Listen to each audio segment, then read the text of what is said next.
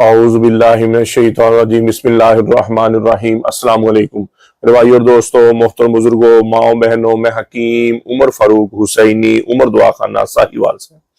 मेरे भाई और दोस्तों, आज मैं आपको 90 डेज वाले कोर्स के बारे में बताऊंगा, जो 90 दिन वाला हमारा 3 महीने का कोर्स है।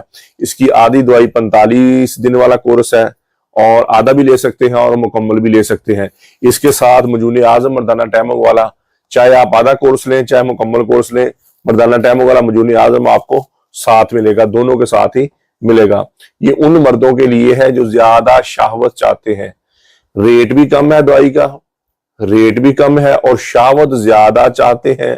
दवाइयां असर नहीं करती और कमजोरी फील करते हैं, और हद से ज्यादा चाहते हैं कि हमारी शहवत हो, हमारी टैमक हो, और हम औरत के करीब जाएं तो काफी देर तक करीब जाएं, काफी देर तक हम बिस्तरी करते रहे, और वो लम्हात हमारे ज्यादा हो जाए, लंबे हो जाए, और ताकि जिस्म भी सुकून पकड़े, औरत भी सुकून पकड़े, और खुद भी सुकून में आ जाए।